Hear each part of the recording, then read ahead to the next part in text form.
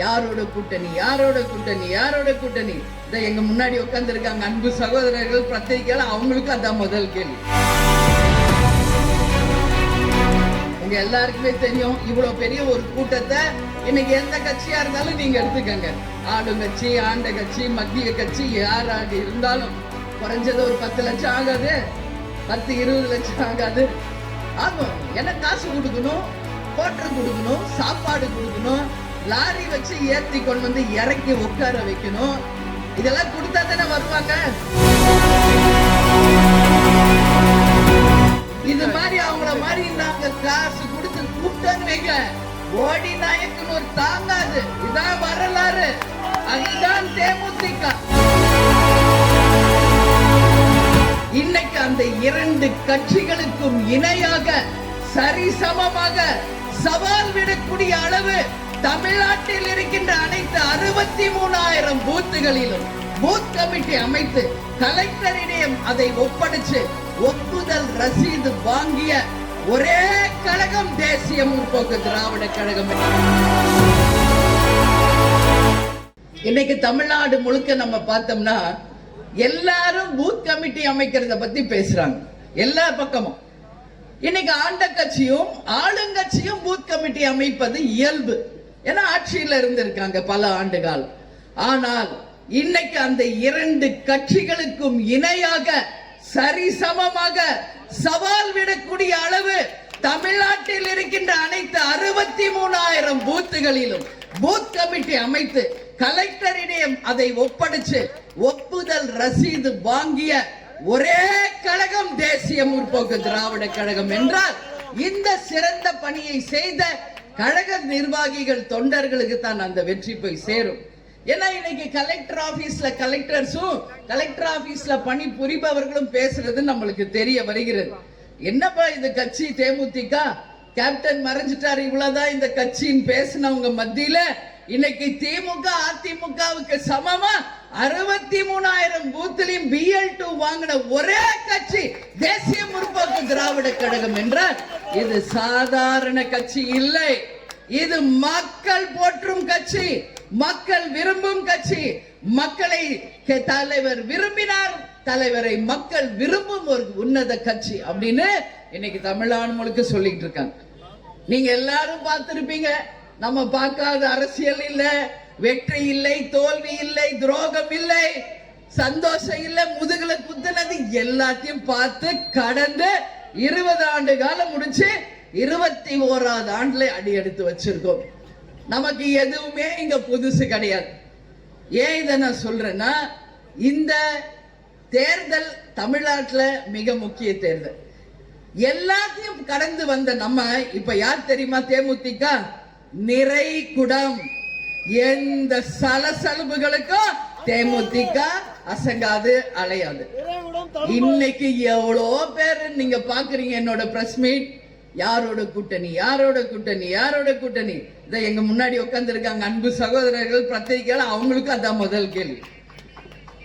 ஏன்னா எல்லாமே நம்ம கடந்து வந்தாச்சு, இனிமே புதுசா ஏதா பார்க்க போறோமா? அதனால இந்த முறை 2026 தேர்தல் நிச்சயமாக தேசிய முற்போக்கு திராவிட கழகம் கேப்டன் எதற்கு ஆரம்பித்தாரோ இந்த தமிழ்நாட்டை இந்தியாவின் வல்லரசாக மாற்ற வேண்டும்.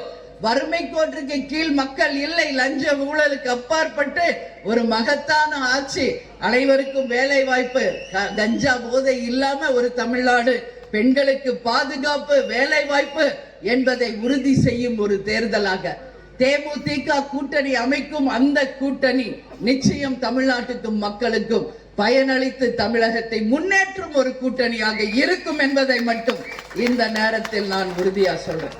அப்பவும் சரி, இப்பவும் சரி, எப்பவும் சரி, யார்கிட்டையும் எங்களுக்கு காசு கொடுங்க என்று நிற்கின்ற கட்சி தேமுதிக கிடையவே கிடையாது. அதுக்காக தேமுதிக இருக்கிறவங்க எல்லாம் டாட்டாவோ பிர்லாவோ அம்பானியோ கிடையாது.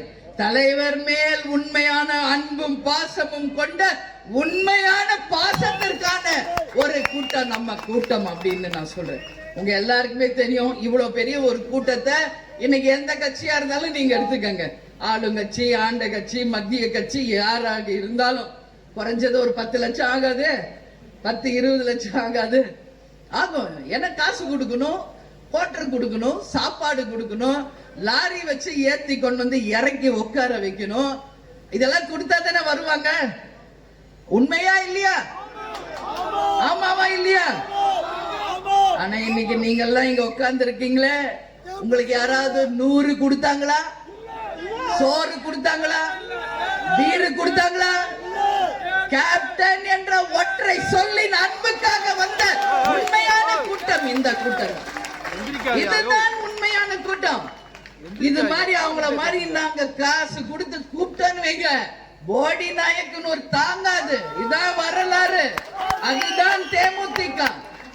இந்த 21 வாகனங்களாகட்டும், இந்த கொடிகளாகட்டும், லைட் ஆகட்டும், வழிநடுக்க நீங்க வச்ச பேனர்கள், கொடிகள் எல்லாம் நான் பார்த்துக்கிட்டு தான் வரேன். எப்படி இந்த கட்சிக்கு சாத்தியம் என்று பார்த்து பிரமிக்க கூடியவர்கள் தான் இன்னைக்கு தேமுதிக இருக்காங்க. கேப்டன் சொல்வார், இங்க இருக்கிற ஒவ்வொரு பேனரும் கொடியிலும் எந்த கட்டப்படுகின்ற நார் என் தொண்டனின் நரம்பு சொல்வார். அவங்க வியர்வை சிந்தி சம்பாதித்த சொந்த காசில் செலவு செய்து வைக்கப்பட்ட பேனர்கள், கொடிகள், லைட் எல்லாம் அது 100 வாட்ஸ் பல்பு தான். ஆனா எங்க தொண்டர்களின் உழைப்பால் அது 1000 வாட்ஸ் பல்பாக இன்னைக்கு தமிழ்நாட்டுக்கும் மக்களுக்கும் ஒளிமயமான எதிர்காலத்தை உருவாக்கும் ஒரு அடையாளமாக இன்னைக்கு நாம பார்க்கிறோம். இதான் உண்மை.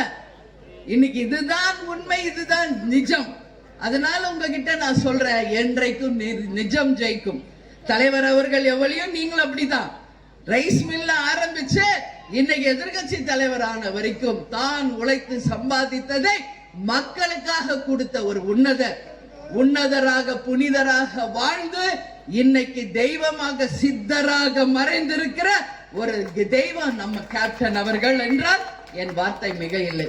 இன்னைக்கு கேப்டன் ஆலயத்திற்கு வராதவங்களே கிடையாது. உலகம் முழுவதும், தமிழ்நாடு இல்ல, இந்தியா இல்ல, உலகம் முழுவதும் இருந்து செய்திகளை உடனுக்குடன் தெரிந்து கொள்ள கீழ்கண்ட கேபிள் மற்றும் டிடிஹெச் நெட்வொர்க்குகளில் எம்நாடு செய்தி தொலைக்காட்சியை காணுங்கள்.